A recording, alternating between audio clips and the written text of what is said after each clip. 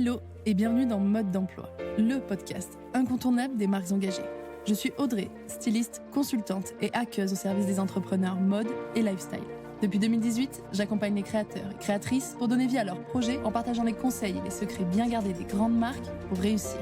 Dans ce podcast, nous allons pirater les techniques et méthodes de l'industrie pour les mettre entre les mains de marques indépendantes comme la vôtre. Alors que vous souhaitez créer votre marque en partant de zéro ou lui donner un coup de boost en vendant plus et mieux, vous êtes au bon endroit. Mes très chères créatrices, je suis ravie de vous retrouver pour un nouvel épisode de la série spéciale La Notice. Le principe est toujours le même, je publie une boîte à questions sur Instagram, vous me donnez votre problématique du moment, votre question, et moi je vous réponds dans un épisode de podcast en vous donnant ma notice sur mesure, rien que pour vous. C'est un épisode qui est court, concret, qui va à l'essentiel et qui est surtout sans montage. Première petite chose, je suis navrée pour ma voix puisque je suis enrhumée et donc j'espère que ceci sera pas trop compliqué à écouter pour vous. Mais voilà, je parle un peu du nez comme toute personne enrhumée. Alors, on est parti pour la notice du jour. C'est une question qui a été posée par Estelle. La question c'est comment imaginer une première collection été sans salon été et elle rajoute pas encore le budget. Donc je vais répondre en abordant 3 thématiques, enfin 3 sujets qui vont être du coup le sourcing, donc la recherche de matière, de tissu, le sourcing matière. Le deuxième thème, ce sera, la création et le stylisme et le troisième, ce sera ce point sur le budget. Alors la première chose, c'est que, les salons, donc quand Estelle me parle des salons, c'est, les salons type Première Vision et cetera où, sont réunis tous les, fournisseurs de tissus, les fabricants, les industriels et cetera et aussi les personnes qui vont faire de la tendance et qui vont exposer donc des tendances sur ces salons. Donc c'est voilà, des gros salons comme ça qui sont, en général, biannuels et qui parlent d'une saison en particulier.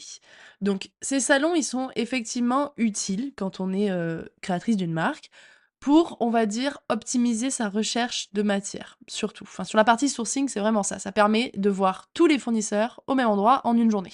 Enfin, vous aurez jamais le temps de faire le tour de tous les fournisseurs, en une journée, mais ça permet de voir tout le monde et du coup, d'optimiser et au lieu d'aller contacter à droite à gauche des fournisseurs, de voir tout le monde, en une seule fois. Donc c'est vrai que c'est pratique, mais c'est pas forcément indispensable pour son sourcing, de matière. Si on n'a pas la possibilité d'aller sur des salons et moi je connais plein de créatrices qui, pour leur première collection, ne se sont pas déplacées sur des salons parce qu'elles habitaient pas forcément, soit en France, soit, en métropole. Donc pour ces créatrices-là, l'important, c'est de contacter finalement les fournisseurs qui les intéressent, de prendre des rendez-vous, de faire des échanges par mail, de demander des échantillons et cetera. Mais en gros, de faire le sourcing de manière, plus classique, à savoir, en direct avec les fournisseurs et à distance, quoi. Il y a plein de fournisseurs, pour celles qui sont, pas très loin de chez eux, il y a plein de fournisseurs qui vous proposent de vous rendre sur place pour découvrir, leur collection. Quand je parle de collection, je parle de la collection de tissus des fournisseurs. Faut savoir qu'eux aussi, ils appellent ça une collection, d'accord? C'est chaque année, chaque saison, ils sortent des nouveaux tissus qui font partie de leur nouvelle collection. Donc la première chose, c'est que oui, les salons sont utiles, mais ils sont pas indispensables. Alors Estelle, si tu as besoin, il faut que tu contactes directement les fournisseurs qui t'intéressent et que tu leur demandes des échantillons, pour les recevoir chez toi, directement. Mais bien évidemment que les salons sont utiles pour réunir ce sourcing-là, pour les tendances, et cetera. La deuxième chose à savoir, c'est que ça va arriver tout le temps. Le fait de devoir imaginer une collection été, par exemple, alors que le prochain salon, c'est un salon hiver. Donc, on n'est jamais pile on time, en gros. Il y a aucune marque qui vraiment, démarre pile poil, le jour j'en sais rien, de Première Vision ou des choses comme ça. Déjà parce que tous les salons ne sont pas en même temps, et on n'est jamais vraiment pile dans le bon timing. Il y a toujours un petit décalage et notamment selon le système de vente, par exemple, que tu vendes en B2B ou en B2C, tu auras plus ou moins de décalage avec ces salons, et avec la saison, en tout cas, qui est présentée sur les salons. Mais voilà pourquoi, sur ces salons, même un salon, par exemple, hiver, heu, sur ces salons-là, les fournisseurs présentent aussi une partie de leur collection été ou en tout cas ce qu'on appelle les permanents, donc leurs tissus qui sont là, en permanence. Et tu pourras toujours leur demander, au lieu de recevoir les coloris de l'hiver, les coloris de l'hiver, recevoir les coloris de l'été et leur dire: «Je suis intéressée par ce tissu-là, mais j'aimerais votre gamme de couleurs de l'été parce que moi, je suis en train de créer ma collection été». Les fournisseurs, ils ont l'habitude, hein, ils travaillent avec plein de marques qui ont toutes des rythmes différents. Ils savent très bien que vous n'êtes pas forcément en plein, dans la création de votre collection hiver et cetera. Donc ça, quoi qu'il arrive, il faut se rendre sur ces salons-là, même si c'est le salon qui présente la collection hiver, peu importe, on se rend sur place. Déjà, on anticipe la prochaine collection hiver, par exemple, ou alors, on a du retard dans le sens où la collection hiver, on l'a déjà créée, il y a 6 mois, mais c'est pas grave, on vérifie, on affirme les tendances et cetera, on s'intéresse et auprès des fournisseurs, on demande à recevoir aussi des coloris ou des motifs, plus estivales, plus estivaux, je ne sais pas. Donc quoi qu'il, on se rend sur place, on va dans ces salons. Ça, c'était pour la deuxième chose. Les salons sont utiles, tu t'y rends quoi qu'il arrive et c'est pas très grave si c'est pas tout à fait la saison sur laquelle tu es en train de travailler. La troisième chose, c'est pour effectivement la partie création de la collection, le stylisme, les tendances, et cetera. C'est vrai que pour créer sa collection, c'est important de s'intéresser aux tendances de fond, de s'intéresser à ce qui se fait, de s'intéresser aux innovations de la prochaine saison, et cetera. Ça, sur les salons, effectivement, quand on se rend sur un salon été, par exemple, de première vision, on a énormément d'inspiration, il y a énormément de tendances qui sont présentées, c'est très utile. Heu et donc effectivement, je le recommande et si t'as pas ça, c'est pas grave, on va s'inspirer ailleurs. C'est-à-dire que les tendances qui sont présentées sur ces salons, elles ont été faites par des gens qui s'inspirent, aussi ailleurs et qui vont pas aller, qui sortent pas ça de leur tête et qui s'inspirent pas de d'autres salons. Donc c'est possible aussi de créer sans suivre les tendances qui sont présentées sur les salons. Ou en tout cas en suivant des tendances qui sont présentées sur les salons parce qu'en fait on les aura dénichées nous-mêmes. Alors comment on fait pour dénicher ces tendances-là? En fait, déjà la première chose, c'est en ligne, tout simplement. On va aller s'intéresser aux nouvelles marques émergentes, celles qui sont en train de percer très fort. On peut s'intéresser aux marques, par exemple, d'influenceuses, de choses comme ça, parce qu'on est sur des personnes qui sont, heu, précurseuses, en termes de tendance. On va s'intéresser à des créateurs, à, tout ce qui est, du domaine de l'art en général, parce que ça aussi, c'est précurseur, et cetera. Donc en ligne, on explore un maximum de ressources, pour, se documenter sur les tendances et essayer de vraiment s'en imprégner. Ensuite, il y a tout ce qui est magazine en ligne ou en physique. Ça aussi, bien évidemment, ça permet de vraiment, dénicher un maximum de tendances.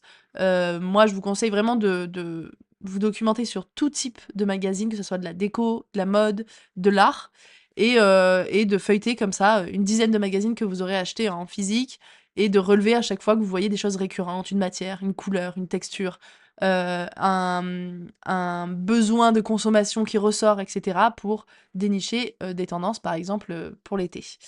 Pareil, on peut regarder les défilés aussi, effectivement, ça permet de voir, des tendances. On peut regarder des analyses de défilés aussi. Donc voilà, il y a tout ce qui est, un peu en ligne, magazine, défilé et cetera et il y a aussi, quand on fait du prêt-à-porter, on va aller en magasin, tout simplement. Donc ça, c'est important aussi de sortir de chez vous, de sortir de Pinterest pour aller en magasin. On va aller voir des grands magasins ou en tout cas des marques qui sont des grandes marques. On va pas aller, forcément, chez Zara, quoique, Zara est quand même, très au fait des tendances. Mais on va aller, se s'inspirer en magasin pour voir ce qui se fait, pour voir s'il y a des nouvelles matières, des nouvelles couleurs, pour voir, ce qu'ils ont mis en vitrine et cetera. Parce que, forcément, les grosses marques sont un peu en avance aussi parce que, elles anticipent le besoin du consommateur et de la consommatrice et donc elles ont, des tendances qui peuvent être présentées en magasin et en boutique et en pardon et en vitrine donc allez-y, rendez-vous en magasin. Estelle, si, c'est tu la possibilité, balade-toi, va faire les boutiques, tu verras, c'est inspirant et essaye de ne pas trop dépenser tout ton argent, bien sûr. Ça, c'était pour le troisième point. Ensuite, quatrième point, en ce qui concerne du coup le budget. Quatrième et dernier point, en ce qui concerne le budget donc. On peut commencer le sourcing sans avoir de budget puisque, les échantillons, normalement, c'est plus ou moins gratuit, dans le sens où normalement c'est gratuit. Maintenant, il y en a qui facturent un petit peu, mais on n'est pas sur des budgets énormes. Donc la recherche d'échantillons de matière et de sourcing matière, il y a aucun problème à la démarrer, même sans budget. Si on fait le stylisme soi-même, si on fait la partie, enfin même le brief pour la styliste avec qui on va travailler, ça, on peut très bien le faire sans avoir de budget puisque, tout ce que je viens d'expliquer, regarder les salons, les tendances sur les salons, regarder les tendances en magasin, en ligne et cetera, c'est gratuit. Donc on peut très bien le faire soi-même aussi, enfin faire tout le stylisme soi-même. On peut très bien anticiper le stylisme gratuitement. Donc ça, normalement, il y a pas de souci. Tu peux commencer à imaginer et à créer une collection sans budget. Mais bien évidemment que pour la suite, il va falloir un peu de budget. Pour acheter quelques matières pour faire les prototypes, pour, payer une modéliste qui va faire les prototypes, pour, enfin toute la suite quoi, en gros, il va falloir du budget. Donc bien sûr qu'il faut pas se lancer avec 0 budget. Il faut, quand même avoir un petit matelas de sécurité, on va dire, pour pouvoir commencer, les premières dépenses de, matières, de prototypes. Et c'est pour ça d'ailleurs que, je suis, tout à fait contre les personnes qui disent qu'on peut créer sa marque sans argent. Parce qu'on va pas créer une marque, on va faire du dropshipping, ça s'appelle. Donc voilà, je suis, tout à fait contre ça. Il faut évidemment à un moment donné avoir du budget, mais on peut anticiper un maximum de choses comme le sourcing, le stylisme, le brief créatif, et cetera. La DN de marque, le branding et tout ça. Ça, c'est possible de le faire en amont, sans budget, et de le faire soi-même. Voilà pour cette notice, j'espère qu'elle aura aidé Estelle et peut-être d'autres, auditrices ou auditeurs qui écoutent, cet épisode. Dans tous les cas, n'oubliez pas de me laisser un petit commentaire si vous écoutez, par exemple, le podcast sur Spotify. Vous pouvez laisser un commentaire directement en dessous de cet épisode si vous l'écoutez sur, Apple Podcast. Il faut vous rendre sur la page du podcast Mode d'emploi et laisser un commentaire qui concerne tout le podcast. Vous pouvez aussi me laisser 5 étoiles sur donc la plateforme d'écoute de votre choix. Ça permet de me récompenser et de récompenser tous ces efforts que je fais à publier 2 épisodes de podcast, par semaine. Donc je vous remercie d'avance. Mes très chères créatrices, merci d'avoir été à l'écoute. Continuez de transformer vos rêves en réalité. Prenez soin de vous et à bientôt pour un nouvel épisode.